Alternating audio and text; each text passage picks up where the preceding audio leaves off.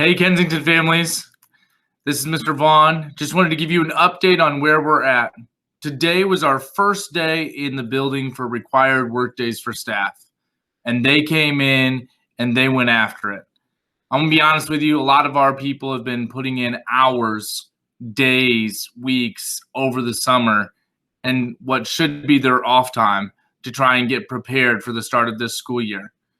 Ever since we got the word from the governor and then the district, we have been working diligently to maintain our status as what I believe is the best elementary school in the state of North Carolina.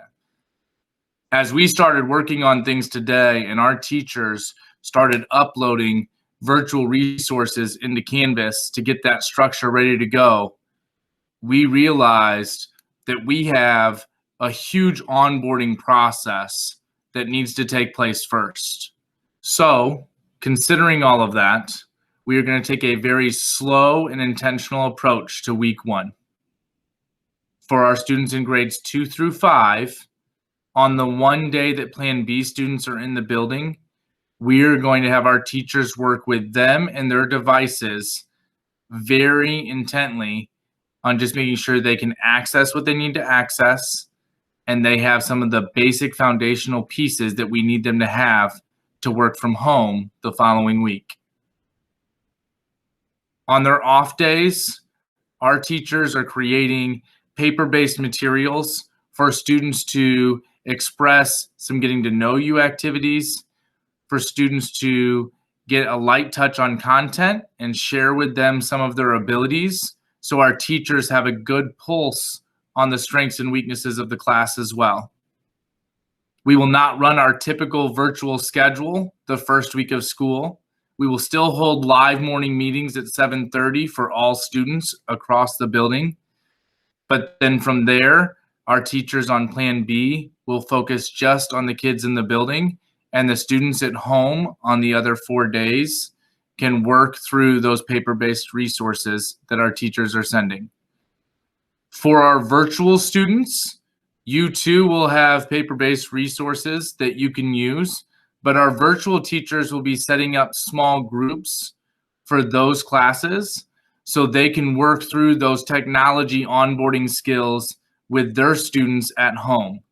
Again, thinking about learning technology through technology is a slow-moving process, especially for our younger learners. And so we want to make sure that we take off the right way instead of leaving some behind.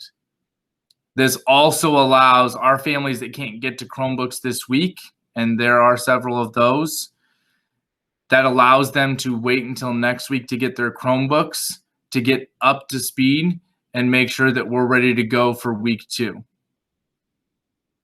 We cannot hand out Chromebooks to another family because it's a district technology device and it's checked out to your student specifically. So that's the only student and family we can allow have that device.